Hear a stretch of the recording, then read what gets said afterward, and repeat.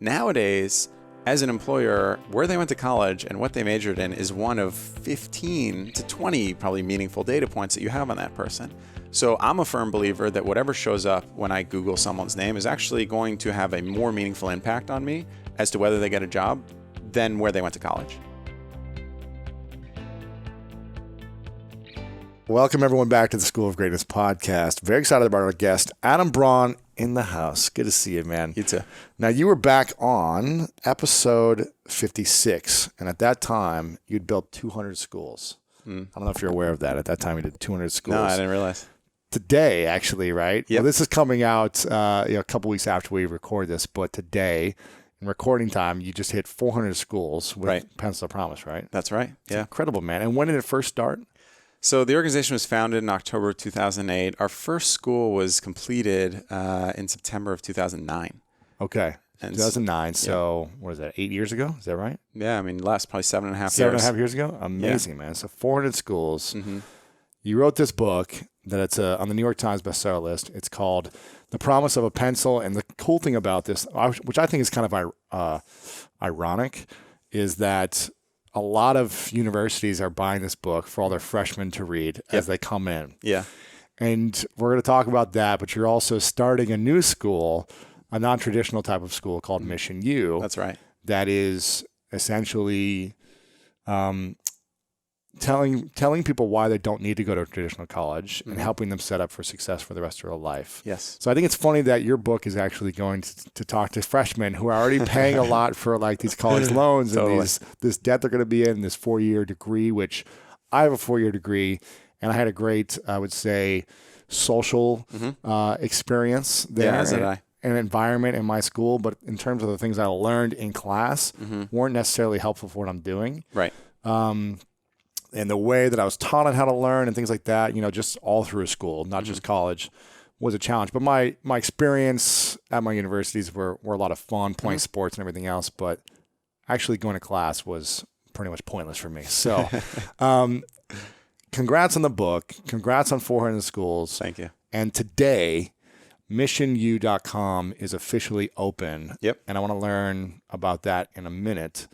But why go from starting one of the leading not nonprofit, but for-purpose organizations in the world that's building schools for kids all over the world, from one school to 400 now, and now leaving it to go do what you're doing in higher education? Why go from, the poorest of the poor to higher education? Yeah. I mean, it's a great question. It's one that certainly I've had to dive deep into some of the internal psyche to ask, why would I give up such a great thing, right? And I'm still heavily involved in Pencil of Promise as founder and board emeritus, but the main driver was really that after the book came out, unfortunately, as you mentioned, it's been read by a lot of colleges, a lot of companies. I found myself speaking in a lot of large rooms, and at the end of those talks, I'd get asked a series of questions. And there was one question that I kept on getting asked that I did not have a good answer for. And the question was, it's great what you're doing internationally, but what about all the problems here at home? What about our U.S. education system? Is there anything that you could do to impact the challenges we have here? And, I've always been a big believer in relentless focus. I know it's something that you and I have talked a lot about. You have to maintain focus. You can't say yes to everything. Every time you say yes, you're essentially saying a deferred no to something else. I felt like Pencil of Promise needed to focus on international education, in particular primary education for children in rural poverty. But it really bothered me that I wasn't doing anything about our problem here, problems here at home. Yeah. The thing is, I didn't have a personal motivation, and Pencil of Promise was so heavily motivated by my personal experiences that I actually had a really good educational experience here. I went to a great public school throughout most of my life. I went to a really good college and was able to graduate debt-free, and that enabled me to build the career that I've had. But I met my wife almost 5-6 years ago, and her experience was very different from mine. She came to this country when she was 9, bought into the belief system that, even though she grew up in this very loving family, they had, very minimal financial means. And her belief was, in pursuit of the American dream, that you could, go to college and that would springboard you to a better future. And that's what we've sold, decades and decades and decades of young people on.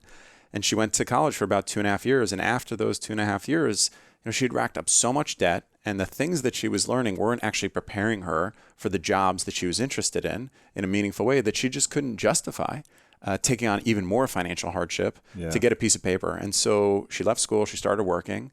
And when I met her, she was several years out, but every time that I suggested some entrepreneurial shift in her life, or, pursue this path, or even just go away for a week somewhere, she always brought it back to the fact that she had this crushing student debt on her shoulders.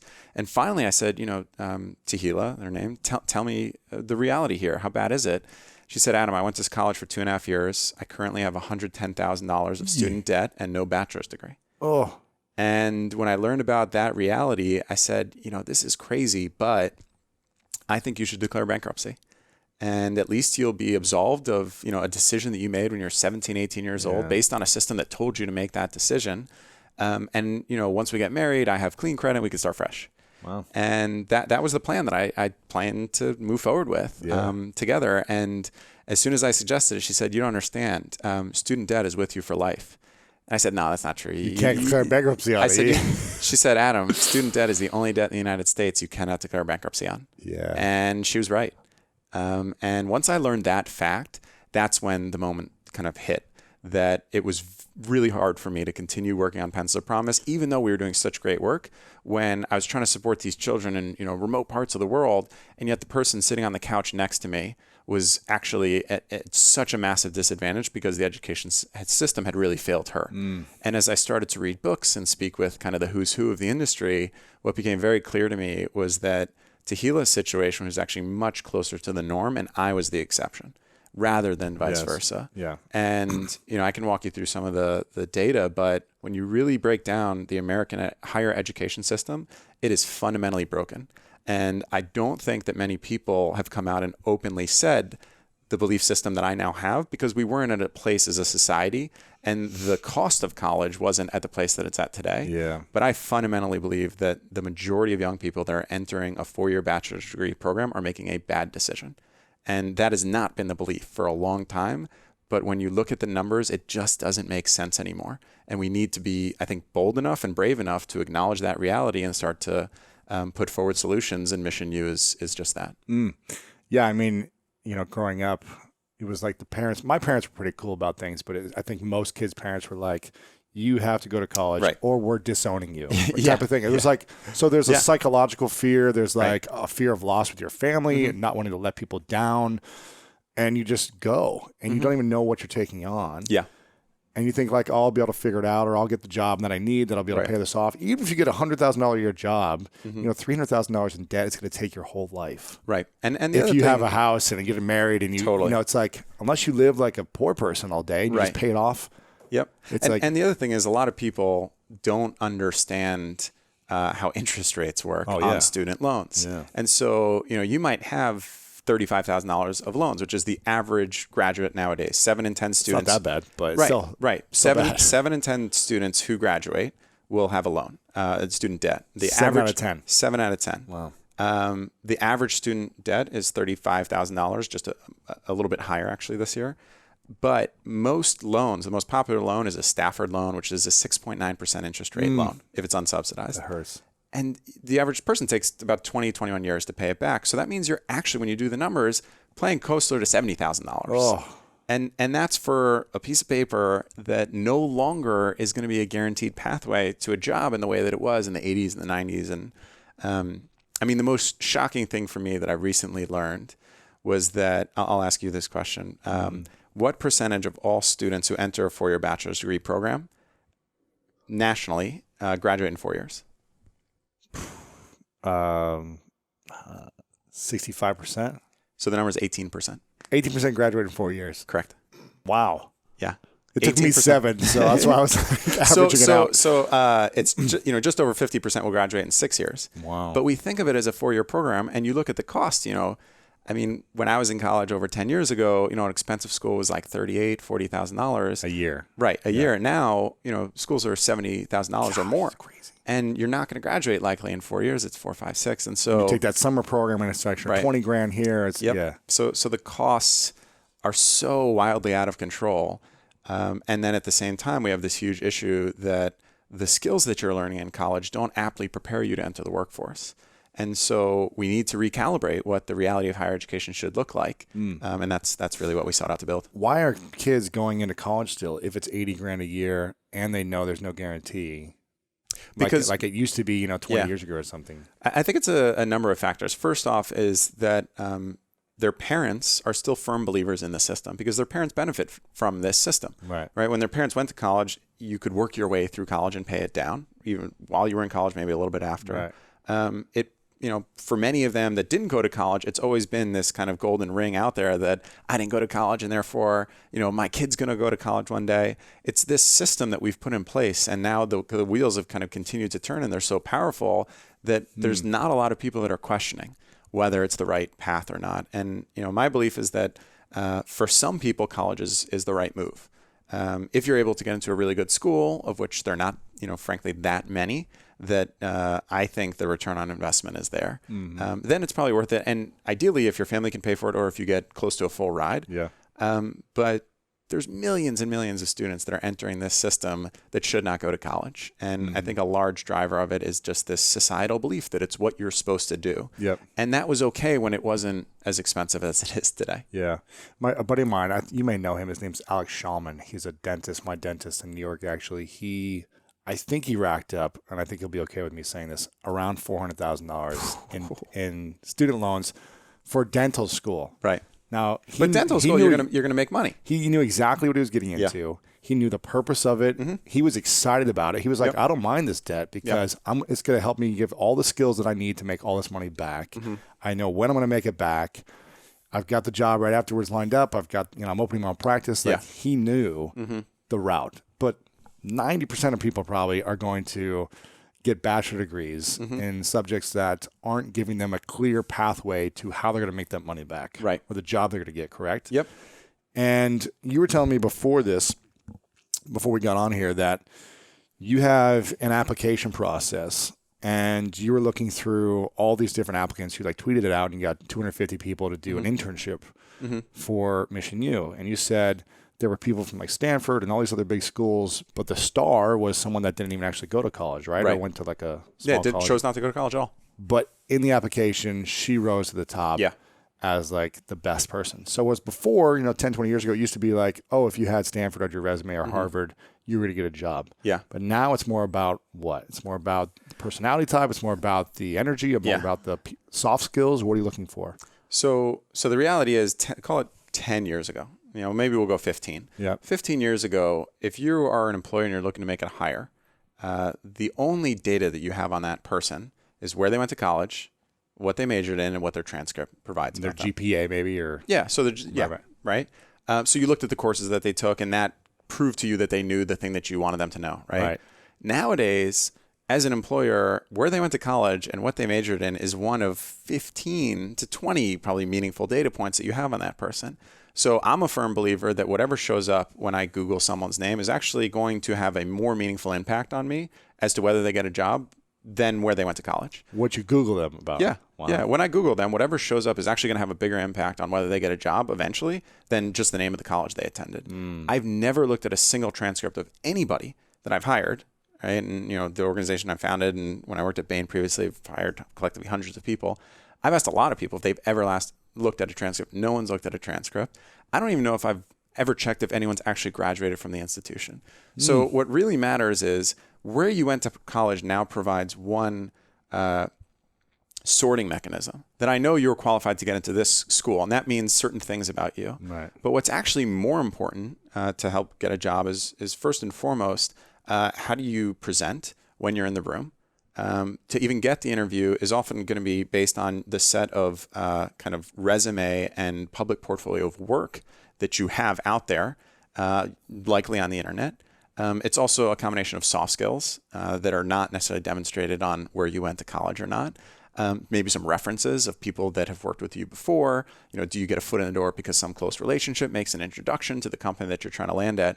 But, your social media stream is actually going to be really important. I look at people's Instagram pages. I look at their Facebook presence. If I can, I'll try and see how they present themselves on Snapchat. Wow. But all of these things are just as valuable to the modern employer as college is. And yet those things don't ask you to pay, hundreds of thousands of dollars. And they also don't require you to make a multi-year commitment that doesn't actually correlate to the direct skills that you need. So, our admissions process at MissionU is set up entirely different from any college system. First and foremost, we don't look at GPA, we don't look at SAT, and you don't have to have graduated from high school. This sounds like the perfect college for me back in the day.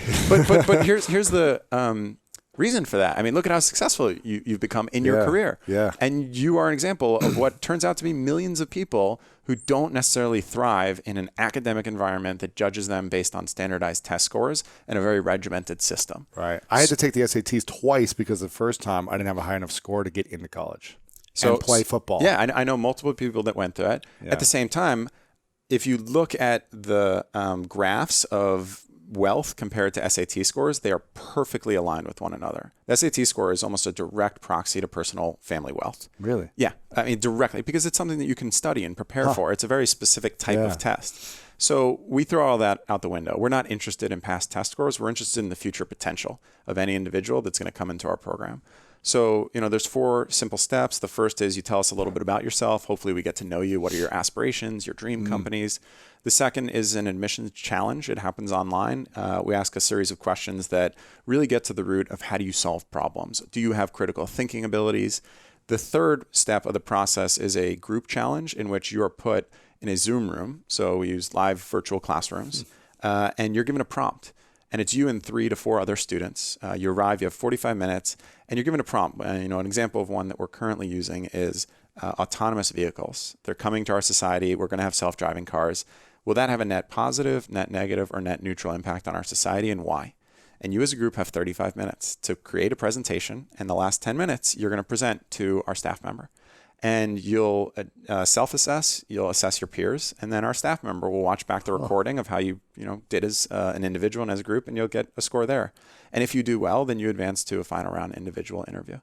And we feel like that's such a more meaningful process to understand who are the really high potential performers than just looking at a set of standardized tests. So, my guess is there's some listeners to this podcast that, kind of recognize that they would have thrived in that environment, and they've probably built really successful careers, but maybe they didn't love the classroom environment. And my hope is that their kids and nieces and nephews are able to thrive and not just be told there's only one way to go through the higher education system. I love that. And what, in your mind, what are all the things that are broken about higher education system? Oh, such a good question. So the first and the one that I'm most committed to challenging at MissionU is that young people without financial means are expected to allocate hundreds of thousands of dollars to institutions that already possess millions, if not billions of dollars, tens of billions of dollars, some of them, without any commitment to that person's outcomes, right? To their future. Yeah, there's no accountability. There's no, we're going to get you a job. Or you have an opportunity afterwards. But the institution doesn't suffer if the person ends up not doing well in their life, right? Because they got the money up front. So that's the first big thing that I want to challenge about the higher education system. And so if you get into MissionU, we are committed to turning those tables around. And so we invest in you for a full year. There is no tuition when you get into MissionU. We commit to investing in you for a full year. And then once you finish MissionU, if and only if you secure a job paying you $50,000 or more, once you have that $50,000 or more job, then you commit 15% of your income for 3 years back to MissionU. And that's how we're able to sustain ourselves and enable this high quality education to students and grow.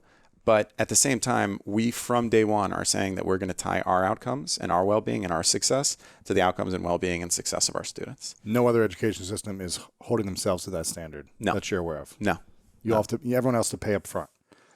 In Australia, they have an income-based repayment system where the government covers a lot of the cost, and then it's a percentage of your earnings in the future. Interesting. A couple of countries have tried this, and it's been great for them. But there's certainly no college. I mean, Purdue University has a program called Back a Boiler where they're starting to pilot this. But as far as I know, we are the only true college alternative 100% for the 21st century that upfront is totally debt-free. There's no tuition, a small, deposit, a couple $100, and that would be allocated to your income share on the back. So that's the first big problem, and that's how we go about solving it. Okay. The second part is that the curriculum itself is designed by individuals who are so far removed from the industries in which they're trying to prepare young people to enter. And so it's not a knock on academics, as so many of them make great contributions, but the curriculums of colleges are often created by people that are interested in, publishing in random, journals. Yeah. Not to say all of them, because there's some teachers that are working. There's some great ones. Yeah. And the other thing that I'll say is most of the people that I've met in talking about MissionU at universities believe in this because they themselves are such good people that have committed their lives to the service of young people and advancing education, and they recognize that the system is broken and that young people are coming out with all of these challenges. But the second big problem is the curriculum is not skills focused, it's not career oriented, and the vast majority of young people, when you poll entering freshmen as to why they're going to college, the number one answer, 91% say to get a better job. Yeah. And yet college is not preparing them to get a better job. And so our curriculum at MissionU from day one is built with employers rather than a kind of core group of academics. And so we have academics that kind of create the architecture and the learning science, but the actual curriculum itself, we have a set of what we call employer partners. And these are companies that advise us on what the curriculum should be, and then we give them access to our top graduates. Right now, those are companies like Facebook, Warby Parker, Lyft, Casper, Harry's, Birchbox, 2U, Plated, Chegg. That's our kind of cohort at launch. Wow. But these are all the leading companies that, if I was coming out of college right now, I'd give my, right arm to get a job at. Yeah, and sure. they're the ones that are helping us really think thoughtfully about the curriculum. So that's the other kind of second big problem in my mind is a total lack of connectedness between what the needs of industry are and a real skills-based curriculum that also provides young people with, a social experience and a real set of soft skills. Amazing. Is there any other big challenges that you face? What are you find with the education system? It's broken. Man, I mean, those are the two ones that really stand out to me. I think probably the third one that, we've done some good jobs at making inroads on is that for hundreds of years, we've operated on this large lecture model. Yes. And so, when you and I were in college, you probably remember sitting in the very back of some huge lecture hall, and we didn't have cell phones and not then, paying really. any attention. We didn't have smartphones then, so we had to just sit around and do nothing or just talk to someone. Yeah. So that large lecture hall obviously is not a particularly effective way to learn, and because of things like Coursera and Udacity and a lot of other online methods, you now have the ability to oftentimes learn from the best professors in the world and get access to great content. So the content is now free. It doesn't just exist in these ivory towers. That said, it still requires you to learn by yourself. And there's very few people that can effectively go through a learning experience from start to end by themselves behind a computer. And so the delivery model, the experience of how you go through higher education, I also think needs to change and evolve. And for each person, it's a little bit different. What we're really, I think kind of pioneering at MissionU is something that a few others have done. But not in the way that we're approaching it. So we believe in the value of online education. About 80 to 90% of the MissionU experience happens online, but these are not pre-recorded lectures. These are live virtual classrooms with you and a cohort of 25 students. Every MissionU cohort is 25, and you are part of this cohort. You are learning from real industry practitioners. You're taking on real-world projects and really essentially diving into the actual skills that you would apply. But we think you have to come together in person at certain points in the year. And so we have a 3-day orientation where you all come together, really deep immersive learnings together because you want to build those social relationships, those friends that you're going to have for life, much like you would at college. And then every single month we have a meetup. And then we have graduation, but graduation is in person. Yet I think that this is also, a fourth place where college really fails in that you're expected to go through this formative experience. And then at the very end, right, you have graduation, then you're sent on your way. And yet if you're going to college to get a better job, and you think about where career services itself has a meaningful part of your college, days, it's like at the very end, maybe you show up, maybe there's a career fair. That's all there was. Right. It's not particularly well crafted or executed. And so we think that your graduation moment should actually happen well before the end of the year. So for us, graduation is about 6 weeks before the end of this 1-year program. MissionU is a 1-year college alternative. And after you have this graduation moment, we're still committed to working with you. And so we have 6 weeks as part of the program that we call Career Launch. And Career Launch is the time in which we support you all the way from job interview and job preparation, really, all the way through to salary negotiation.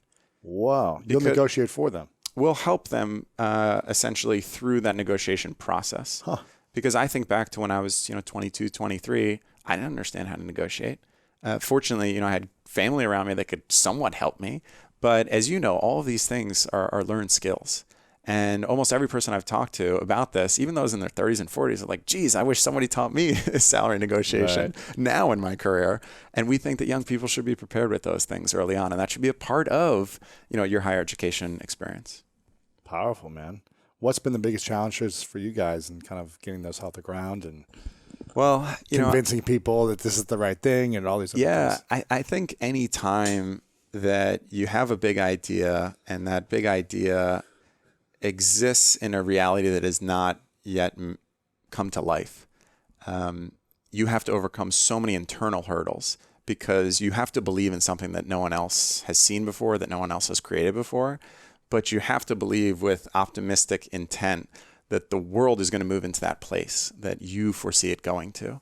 And when I look at the challenges of higher education, we need something better. The next generation deserves something better. And I think one of the biggest challenges of building MissionU has been and will continue to be projecting a future that is not, the norm yet, and saying, do we have believers that there's a better way to get access to education, that there's a better way to enable a brighter future for a rising generation, and overcoming the dissent that you will experience in challenging the norm. I think is one thing that we have to overcome. Sure. But you always find that there's good people in every pocket of every town and every corner of the world who oftentimes are able to see the same vision that you have. And so I think that's going to be from the very start all the way to 5 years from now or 10 years from now. I mean, if I look at Pencils of Promise, when I went out and said, I want to try and build a school in the developing world, and I have $25 and, hopefully a bunch of young people that are going to rally in a grassroots way around this, nobody believed that we could build a school. And, 2 years ago when I started telling people that I thought higher education was broken and that we needed a college alternative for the 21st century, people said, yeah, that makes sense, but how is that going to actually happen? And so now that we're at 400 schools at Pencils of Promise, we're going to continue to set really large and ambitious goals. And so I don't think that the doubters will ever go away with something like Pencils of Promise or something like MissionU. But if they went away, I think that the motivation would maybe dissipate because, people like myself, I think people like you, were motivated to create something that others don't believe that we can. Yeah. How many kids go to college every year? Do you know? There's 25 million undergraduates in the United States. The global number that I've seen most recently, I believe, is about 180 million. Wow. And how many countries do the free model where it's just free, you don't have to pay anything back? So not that many. I mean, Germany recently announced that they're doing this. Britain's got the same issues that we have here. It's really overpriced and it's really challenging. Canada? Yeah, Canada, I believe, has institutional. Again, there's public and private. Sure. And so I don't know the exact number of those that have it free, but they're in kind of interesting pockets of the world. Got it. Yeah. But some places in Europe too, I think, right? Yeah. I think in South America, there's a few places, or I think Argentina maybe has a. Maybe. I'm not sure. Yeah, got it. I wonder how those do for students when they have like free education that's paid by the government or whatever it is.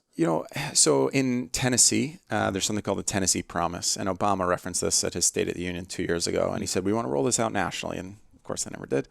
But, Tennessee Promise was basically a commitment by the state of Tennessee that any student that had above a certain GPA in, I believe, high school would get access to free community college throughout the state. Oh.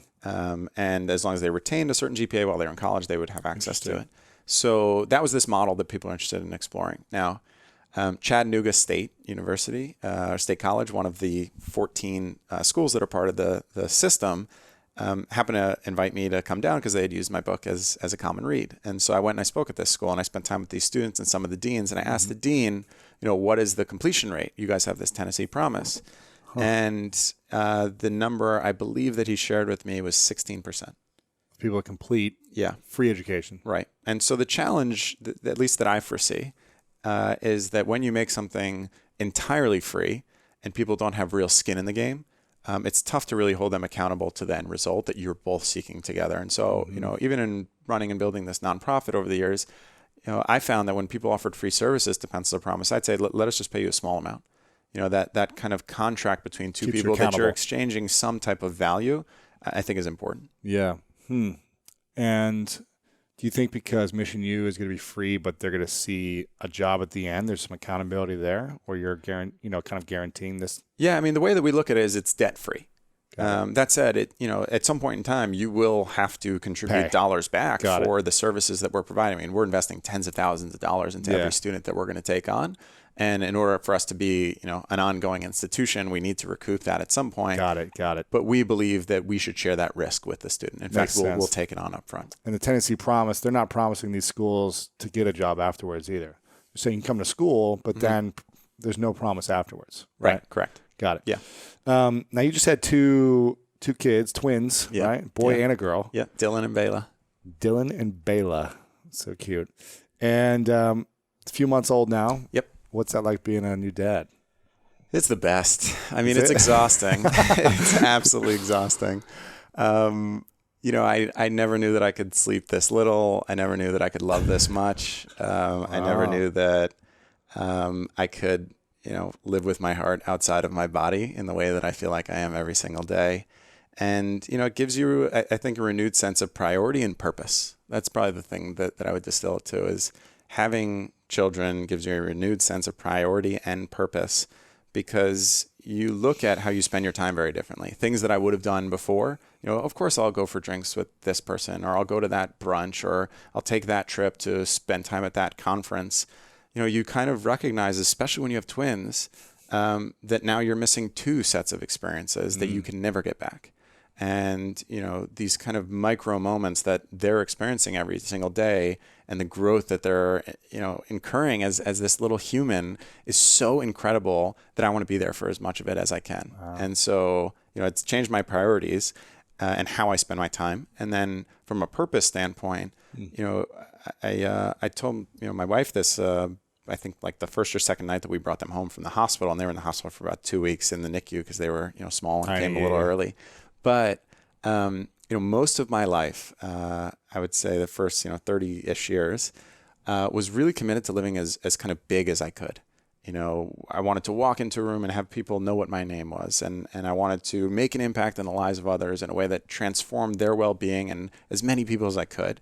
And I think in a lot of ways, part of that was driven by just this internal desire to prove something to myself, that I had worth, that after coming out of, as I had this certain death experience on semester at sea when I was 21, to prove to myself that I had survived for a reason. And that reason wasn't just for me, it was to benefit hopefully as many people as I could. And when I brought the babies home, and again, because they, came early, and then it's scary to see your little babies in these little incubators and think about their health. I said to my wife, I said to Tahila, I was like, I've never wanted to live so small in my whole life. Everything right now that matters to me is in that little nursery over there. And all I want is you and me and those two babies and the four of us to never have to leave that room. And it was a really challenging thing to reconcile, right? To go from wanting to live as big as possible to wanting to live as small as possible. And it took me a few weeks. And I think what I eventually realized, and I wrote this in a blog called, on my website on adambraun.com, I think it's just called The New Dad's Letter to His Newborn Twins, was that, I had to come to grips with the fact that I now had this purpose, which was to be an example to them. And that means living big and trying to impact people in a really big and positive way, and being true to that kind of smaller life where I'm present for their well-being. And it's the push and pull between those two things that gives me a renewed sense of purpose. Wow, man. Yeah, everything you do. Do you feel like you're more productive now? I mean, you're launching a business. You feel like everything's more purposeful and intentional. Well, I got 3 babies at once. I got two twins and a new venture to launch. And your baby and your wife too. You're a real baby, right? Your baby love. Right. And so. Yeah, I mean, wow. I think I said the exact words last night when I got home was, I cannot imagine how I could be possibly more productive in a given day, given that I'm balancing no sleep, babies, company, obviously quality time with my wife, health is quite, important as we've talked about a lot as well. And so, you don't have time for fluff anymore. Because you recognize every moment is so meaningful that you could be spending with your children. And if not with your children, then you'd better damn be making an impact in your business. Wow. crazy. A whole nother life, man. Do you think you'll send them to traditional college if they want to go? You know, I've thought a lot about this. I mean, I can tell you unequivocally, MissionU is being built so that my children have a choice. That's why it's being built, so that nobody has to go through the injustice that I believe my wife went through, and so that my children in the future have a choice. So one thing that really, really sat with me, I think I lost a fair amount of sleep over this, is in, thinking about higher education and then thinking about, this is even before we had kids. I thought, how much is college going to cost in the future? So how much am I going to have to pay for whenever the family that I have? 20 years, right? Yeah. So I ended up doing the research, and Forbes put out a study projecting the cost of college in the year 2030. Okay. So my children 18 years from now, call it, in the 2030s. But the year 2030, they projected the cost of 1 year at a private school. Guess what that was? $110,000. $130,000. Gosh, just over 130 1 grand. year. Yeah, for 1 year of It's 500 experience. grand. Right, and this is also post-tax money. And keep in mind, most people don't graduate in 4 years. Oh, So I heard that and I thought, geez, it hurts me. that is crazy. And if that is crazy to me, how does the rest of the country feel from people that are in all different types of financial positions, right? I know my earning capacity, and it concerns me. And I think about how is, any kind of normal family in this country going to send 2 or 3? I mean, it's just not feasible. Not possible. It's not possible. This is not a sustainable system. And so that's when I started, this is probably a year and a half ago I learned about this. And I was like, we have to create a model that allows every student from every single background to have access to higher quality education. Yeah. That's why this, debt-free model arose out of MissionU. But, my guess is if I really had to project out, one thing that you learn with twins, especially boy and girl, fraternal twins, is they're so different. They're 3 months old and already they're so different. And my guess is one of them will probably take a more traditional academic path. And if they get into a great school where the return on that investment is clearly there, I'd say absolutely you should go. I don't think every college is a bad idea. Some are a phenomenal idea. Yeah. But if the other one of them says, something, I'm really interested in business, or I really want to go down this path, or I don't want to spend 4 or 5 years on a campus, that's not for me. I want to get more real world experience. Then I want them to be able to go to MissionU. And so it's being built so that there's another choice. The other thing I would say is for anybody, that's in the current economy, you're no longer just going to go to school from the ages of 5 to 22 and then be a working professional. All of us have to have some experience of continuing education, right? We're going to be lifelong learners.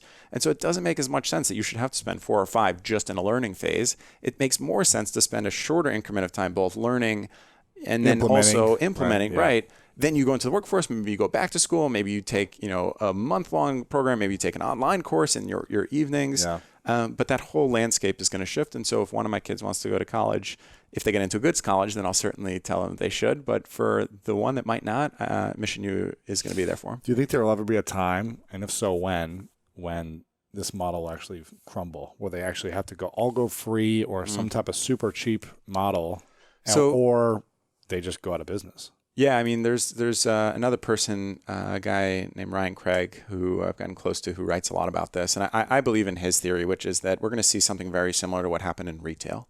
So basically, call it the top 20, top 50 even schools. They're insulated. They're going to be protected. I mean, Harvard, Stanford, Princeton, they're not going anywhere because their brand is so powerful and they actually get you, a great life and great, the network gets you a great job. They get donors to pay. Yeah, the experience is really strong. They also have such big endowments that they can provide full financial aid. Stanford is entirely free if your family makes less than $125,000. Wow. So, the elite schools aren't going anywhere because they have a premium play and they have a brand identity that protects them. I think the kind of community college system in the United States, which has historically been the backbone of higher education, also isn't going to go anywhere because it supports so many students. More than half of all students in the United States go to a community college. Yeah. Oh my gosh. But where I think you're going to see like a hollowing out is in that middle ground, because what's happening right now is you have private nonprofit colleges that charge the same amount of money as Harvard charges. So there's no like market force in place. There's no correction that says this school that has, very, very low graduation rates, very low starting salaries can't charge $55,000 to $60,000. And so they do. And because students are told to go to a college and they want an experience, they're going to them. And I think people are going to question get into Harvard, maybe. Right. So they have to go somewhere else. Right. So I think the schools that are just below the top or even the second tier, The ones that are just below that, especially those that are charging a lot of money, I think a lot of those are going to shut down in the coming years. And I think state schools, because there's such little budget going to them, they're going to have a lot of trouble too, because they're charging a lot of money and local students aren't able to pay it. And so the only correction is getting students from out of state, and that's going to change the internal culture. Oh, man. But they're getting funding from the government, right? Some funding, or the state schools? Minimal. So I mean, historically, large colleges, 60, 70, 80% came from the government. That budget has dried up almost entirely. Really? So, I mean, as an example, Berkeley, College in the United States, I don't know the exact number, but I know that I think it's something like less than 15% of their entire budget comes from the state. So it has to be subsidized, has to be covered by students' tuition. How many schools are there? Do you know? So there's 4,400 registered colleges in the United States. 4,400. Half the ones that I know are because they play in the NCAA tournament, and so I picked them in a bracket, and that's why I've learned the names, right. Which will probably tell you that you and I together can maybe name 200 colleges, I would guess. Yeah. But there's 4,400 registered in the United States. 4,400. That's public, private, state school, and community college? Yeah. 4,400. Yep. Wow. And yours will be 4,401? What's a different category? Well, we're not a college. I mean, we're a college alternative. That's the way that we look at it. We're a higher education institution, but we don't want to play by the same exact rules that everybody else does. So we really view ourselves as a college alternative for the 21st century. And literally, I mean, as of today, any person can just go to MissionU.com, hit apply, and start that application process to join us. So if they apply, so we're asking people to apply if they're wanting to get a job. Then, if this is for people that want to get a job, and in what type of field? MissionU. Great question. So this is for students that we consider career starters. People go to college for all different reasons. Some go for academic preference. Some go for coming of age experience. Sports. Yeah. But if you're a career starter, if you're going to college because you want to get a better job as soon as possible, then MissionU is for you. But there's no sports teams. There's no. We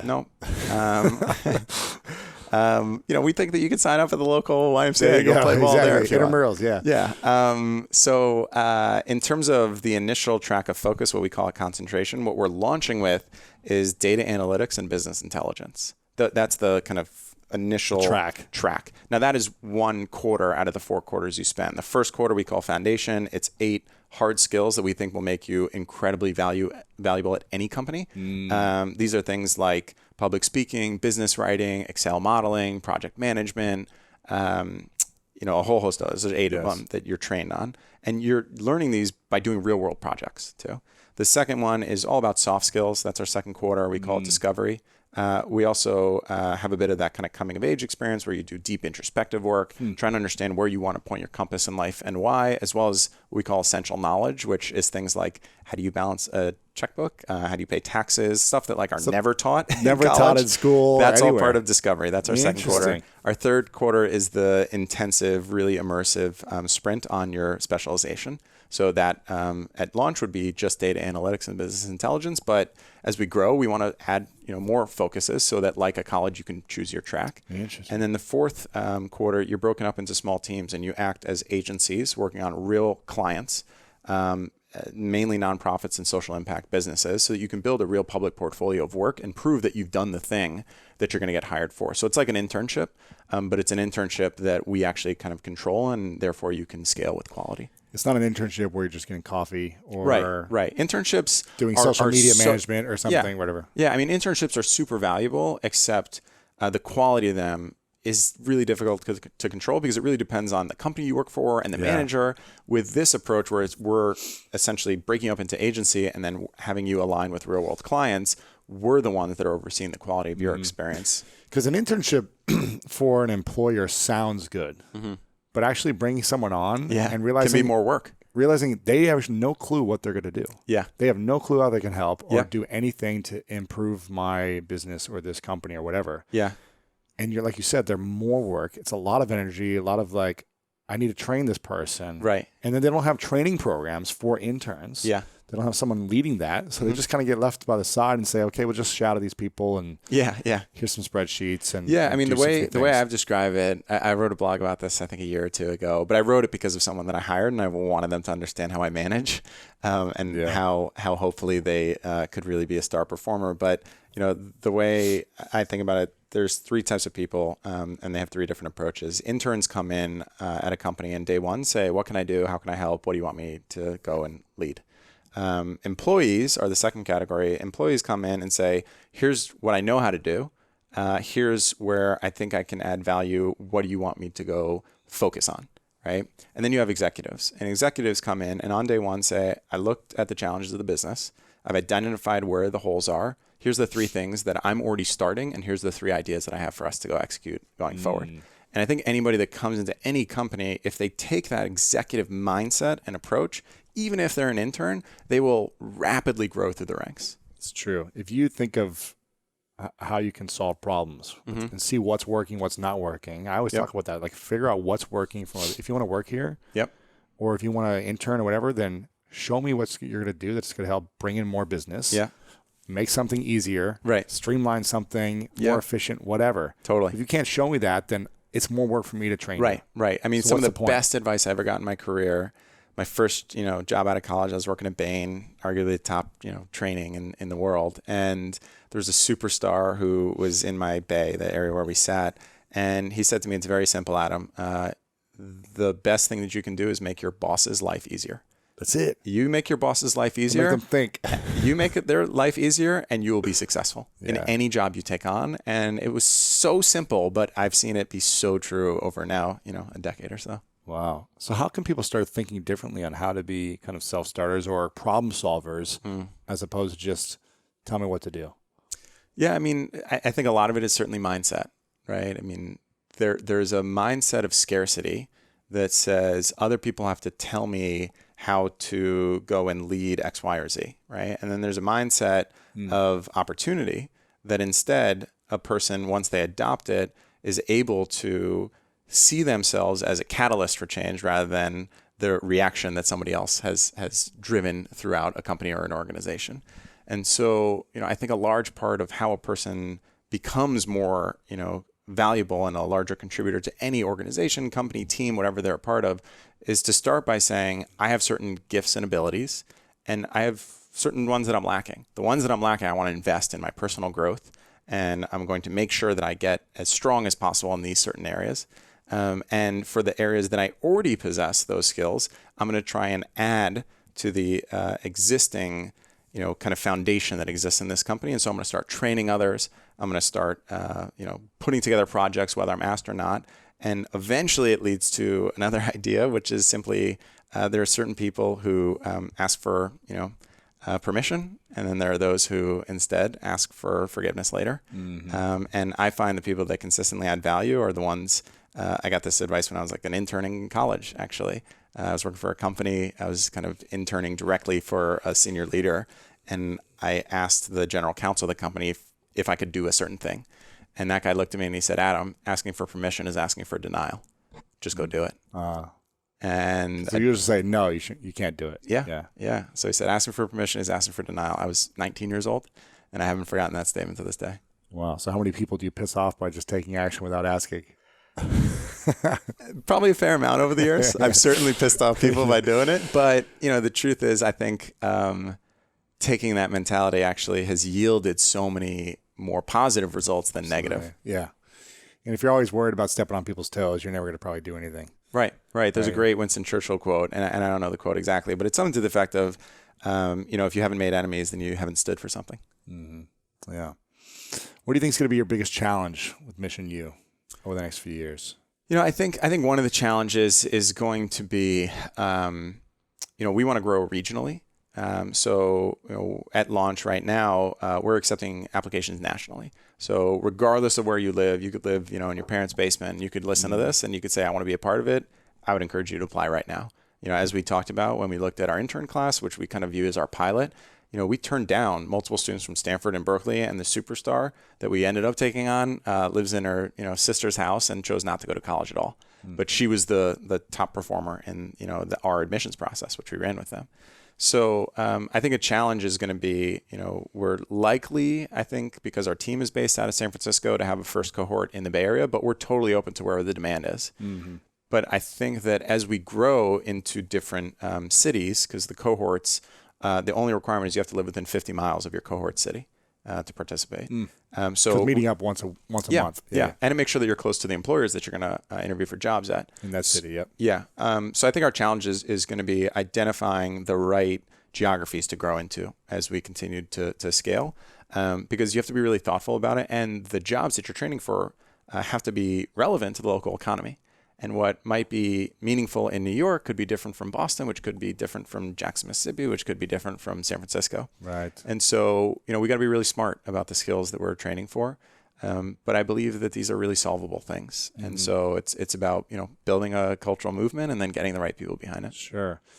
So applications are open today. If you go to Mission, the letter U, .com, MissionU.com, you can go, you can apply. How long does it take to apply? So, the initial, first step of the application is 2 to 3 minutes. Yeah. So if you have 2 to 3 minutes, go to MissionU, fill out the first step. You'll get an email. You can take on the second step whenever you want. It's on time. There's no one looking over your shoulder. But I'd encourage anybody, kind of convert the intention that you might be feeling right now into action. We've talked about this before, wrote about it in my book. The most wasted resource in the world is human intention. And someone out there is going to listen to this and say, oh my God, I need to be a part of this, or I know somebody who needs to be a part of it. Yeah. And I would encourage them, first of all, go to MissionU.com and just fill out the first step of the application, because you can come back to the second and third and fourth step later. And on top of that, we're offering to any person that is listening to this, if you go and fill out that first step of that application, you'll be asked who you're referred by. If you just type in greatness, being referred by Lewis, we'll give you a $500 essentially scholarship or credit towards that back-end contribution. So $500. Paying back. Right, because you're not going to pay anything up front. Right. You're not going to pay anything back until you're making great income, and we'll remove $500 off the top. So MissionU doesn't get paid until you get paid. Correct. You're going to save $500 right. to use greatness when you apply. Correct. As a code, as a referral. So yep. use greatness. Yep. And if you are a parent who's an entrepreneur, who's got kids, send them to this as well, right? Right. So anyone out there that wants to refer a top student, our goal is to really identify great talent regardless of what, part of society they're coming from. Yes. We want a really diverse student body because we want this to be representative of the population that we have in this country. And so if anyone goes on, you can actually refer any other student. And if you refer them, you can actually extend them this $500 as well. And you yourself will earn $500 if they get accepted. Love it. I love it. And it's a 1-year process. When will they find out if they're accepted, if they apply? Yeah, our process is pretty smooth. It's pretty fast. Part of it is dependent on how quickly you're able to schedule your third and fourth, step interviews, the group and then the individual. But, from kind of starting to completion, you should get a decision within about, somewhere between 2 to 4 weeks. Of that you being accepted? Yeah, you'll be notified within about a month wow. From the day at which you fill out that first step.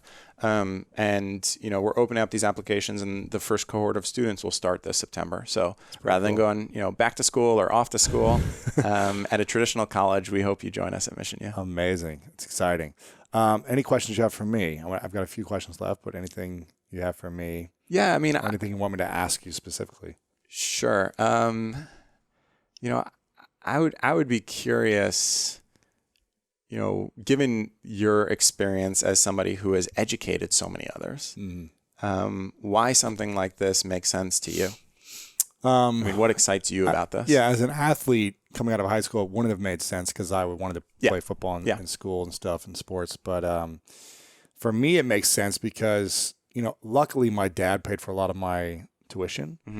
But I still was left with $6,000 or somewhere around there, $26,000 that I had to pay for. And I felt like, man, I worked my butt off for these, 7 years or whatever, like serving these schools for sports. And I was like a trained machine to be there for them. Now, it was there for me as well, and I was gaining from it, but I was like, they're benefiting from me training. And so I just feel like it didn't set me up for anything in terms of getting a job.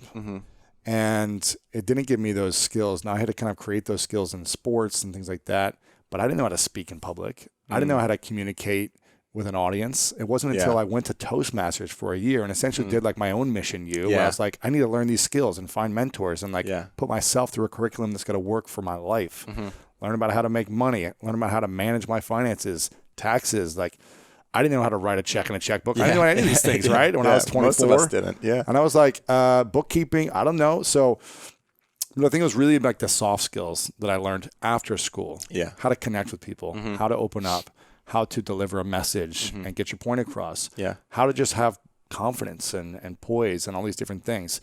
And it sounds to me like that's what the first 6 months of MissionU is going to be about. Totally. If that's the case, then that's a no-brainer. Because if you can learn those things when you're 18 to 23 and be prepared to go get a job that's pretty much almost guaranteed for you afterwards, if you do everything you need to for a year, you're going to get the job you need. That's going to be a quality job with an awesome, cool company with potential for growth. I feel like it's a no-brainer. Yeah. So for me, cool. If you're in that position, now, if you're an athlete and got other dreams, then it's not for you right now. Yeah. Maybe after you're done with the dream, you go back and apply. Yeah. Yeah. Right. Yeah. I mean, that's the goal here, is to recognize that the current college system is no longer an effective one-size-fits-all model. Yeah. And for different students, they should take different paths. You know, like you, I was a college athlete. MissionU was not built for someone in my shoes. MissionU is built for someone in my wife's position, in my dad's position. You know, someone who was looking at college as an avenue to get a job and to enter the workforce and not be put behind, but instead get ahead in life. That's powerful. Yeah. I like it, man. I like it. Lucky 25 will be the first 25 people, right? You're only taking 25 to start? Yeah. I mean, we'll be starting new cohorts every quarter. Okay. But the first cohort starting this September is just 25. And then every quarter you'll have multiple eventually in different tracks and I mean, different regions. You would and always be in a small group, 20 to 25 students. But, you know, you could envision, I can certainly envision 45,000 students starting across the year at MissionU doing, you know, MissionU LA focused on, you know, whatever that specialization is, Right. MissionU in New Orleans, and, you know, starting more frequently than even every quarter. That's pretty cool. Could be every month. Could be every week eventually. Yeah, I mean, I think the vision would be to get it to just about every month. Amazing. In a given city and operating in, you know, dozens of cities. Amazing. What about internationally? That's a huge part of the ambition. I mean, you know me. I'm a Go global big. citizen.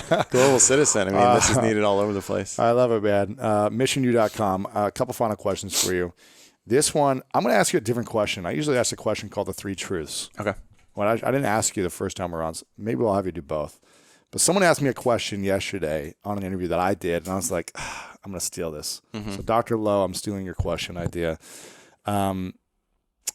This is, if you have right now 7 billion people put on headphones and are listening to this live.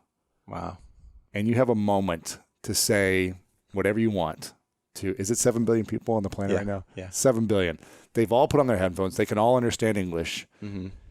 They've been introduced to who you are. And you have one opportunity to get a message across to the world. What would you say?